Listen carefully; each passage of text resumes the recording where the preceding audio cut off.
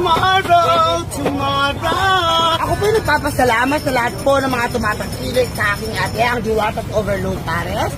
Sa lahat po ng mga basher namin na naninira sa aming samahan at sa produkto ng ate, ito lang masasabi ko sa inyo. The more, the merrier.